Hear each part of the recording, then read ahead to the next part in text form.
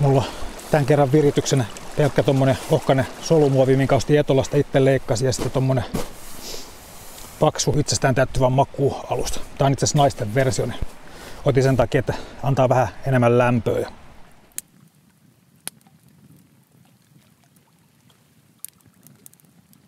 Makualusta on yhtä tärkeä osa nukkumamukavuutta kuin makupussikin.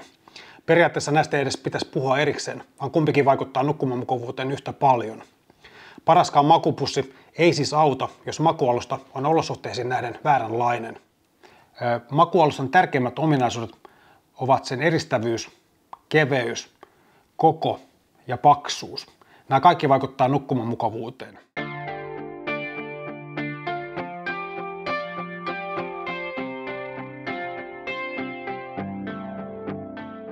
Makuualustojen ehkä tärkein ominaisuus on sen lämmin eristämiskyky, eli kyky eristää nukkuja maasta tulevalta viileydeltä. Makuualustojen eristyskykyä mitataan R-lämpöarvolla. R-arvo kertoo, kuinka kylmiin olosuhteisiin makuualusta on suunniteltu. Tuolla näkyy se pakkanen. Kiusoittelee mua tuolla, mutta sitten mennään lämpimään makuupussiin, eikö se siitä? Makuualustojen R-arvot liikkuvat yleensä arvojen 1-6 välillä. Lämpimällä kesäkelillä R-arvolla ei ole juurikaan merkitystä, etenkin jos käyttää ilmatäyteisen alustan alla solumuovista alustaa. 3 vuoden ajan käyttöön suositellaan yleensä vähintäänkin R-arvoa 3 ja pakkasilla ainakin R-arvoa 5. Pakkasilla voi myös käyttää 2 tai 3 makuualustaa päällekkäin tarpeen mukaan. Makuualustan lämpöarvoa miettiessä kannattaa myös muistaa, että makuualusta on yleensä kaikkein mukavin nukkua silloin, kun se ei ole aivan täysi, eli siten, että se pikkasen joustaa nukkujan muotojen mukaan. Kannattaa kuitenkin ottaa huomioon, että vajaksi täytetty makuualustan lämpöarvo ei ole enää sama kuin täyden, koska tällöin lantion ja maan väliin jää vähemmän ilmaa ja eristävää materiaalia.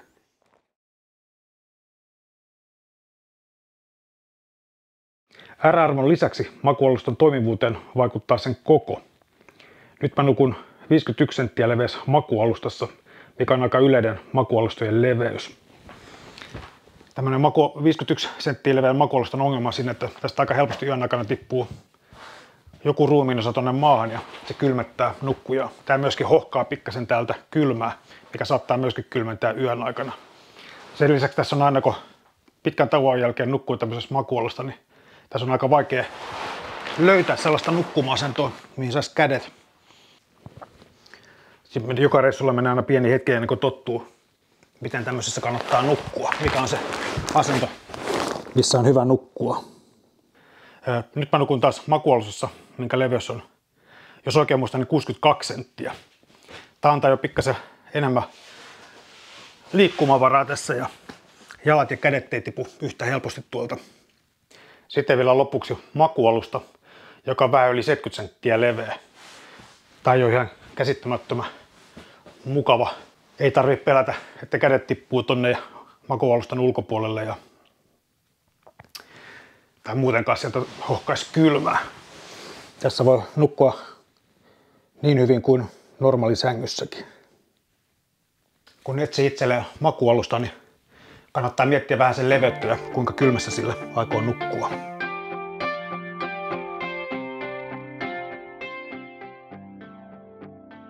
Makuualustan paksuus vaikuttaa suoraan myös nukkumamukavuuteen.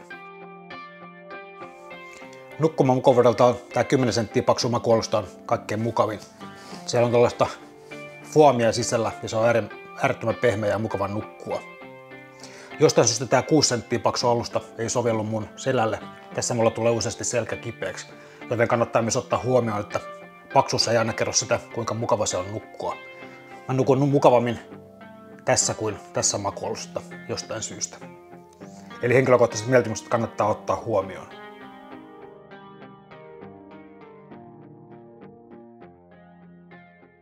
Makuualustan pituutta on myös hyvä miettiä etukäteen. Suurin osa ihmisistä varmaan arvostaa sitä, että koko vartalo on makuualustan päällä. Mutta kannattaa myös miettiä sitä vaihtoehtoa, että käyttääkin 2 makuualustaa, joista toinen on lyhyempi kuin toinen. Otin tämmöisen lyhkäsen 120 senttisen ja sille on sitten alla tommonen täyspitkä makuualusta, missä on foliopinta. Idea on tavallaan siinä, että turhaa kantaa ylimääräistä painoa, jos ei ole pakkoja. Nämä on ollut itse asiassa ihan toimiva. Tärkein osa kropasta menee tuon alle. Lyhyttä makuualustaa käyttämällä voi ollisesti keventää ja myös pienentää rinkan kokoa.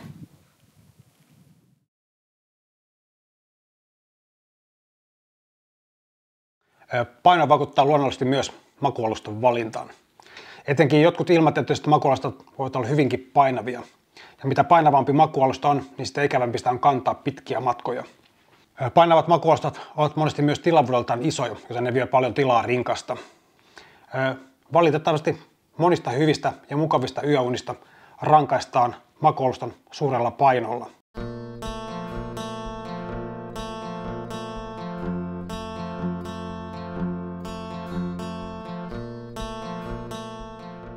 Makuualustoja on karkeasti kahdenlaisia, ilmatäytteisiä ja solumuovisia. Kummallakin makuualustotyypillä on omat hyvät puolensa.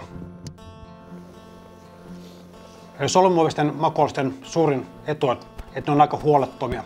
Solumuovinen alusta kestää kaikki nuotion kipinät, ongen koukut. Sen läpi voi iskeä vaikka puukon ja se on senkin jälkeen ihan käyttökelpoinen. Huono puoli niissä on se, että niissä on aika iso pakkaustilavuus. Ne ei kutistu mihinkään, vaan vie valtavasti tilaa rinkasta.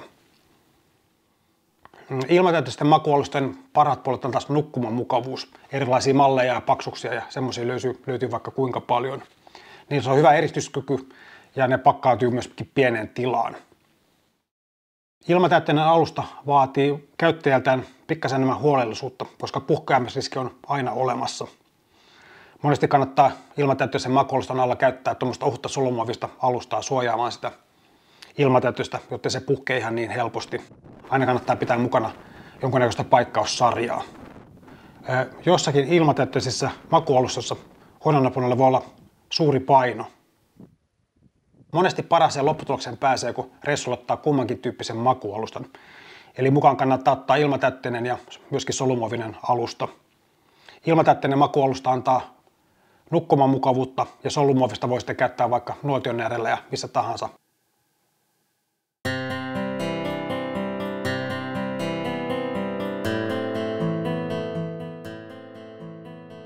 Kesäkeleillä ei niin hirveästi ole väliä, minkälaisen makuualustan käyttää. Sen R-arvo ei ole niin oleellinen asia. Mutta erämaa on siitä mielenkiintoinen paikka, että siellä saattaa joskus kesäkeleilläkin tulla kylmä. Sen takia ehkä itse valitsisin makuualustan erämaa käyttöön, jonka R-arvo on 3 tai enemmän. R-arvo 3 on myöskin siitä kiva, että sellainen makuualusta toimii hyvin myöskin syys- ja kevätkäytössä. Eli se on erittäin monipuolinen makuualusta. Se kysymys, mikä erämaakäytössä tulee vastaan, on se, että minkälaisen kompromissin tekee nukkumismukavuuden ja painon suhteen. Eli aina joutuu taistelemaan jonkun verran sen kanssa, että nukkuuko mukavasti vai kantaako kevyesti. Ja tämä on sellainen asia, mikä on aika henkilökohtainen ja siihen on vaikea ottaa kenenkään toisen puolesta kantaa. Mutta kannattaa kuitenkin muistaa, että elämä on huomattavasti mukavampaa, kun on nukkunut hyvin yönsä ja lämpimästi. Eli kannattaa miettiä tarkkaan, minkälaisia öitä siellä erämaassa haluaa viettää. Sitten vielä näistä makuualustoista, mitä vilahti tässä videossa. Tässä on isoin ja mukavin makuualusta, mikä mulla on. 10 senttiä paksu ja yli 70 senttiä leveä. Todella mukava nukkua. Mutta tämä painaa yli 3 kiloa, joten tämä ei ole ihan järkevin valinta vaelluskäyttöön. Mutta semmoiselle reissulle, missä liikutaan moottoriväline, niin semmoisiin tämä on erinomainen valinta. Ja jos tykkää hyvistä yöunista, niin tämä sen kyllä antaa. Siellä on sisällä kaikennäköistä lämmikettä, niin se eristää hyvin maasta. Sitten mun yleisimmin käyttävä makuualustasetti. Tämmönen leveä solumuovinen, tosi ohut, itse Etolasta ostettu ja leikattu. Sen kanssa mä käytän sitten yleisemmin tämmöistä pientä 120 senttistä makuualustaa, joka on aika ohut.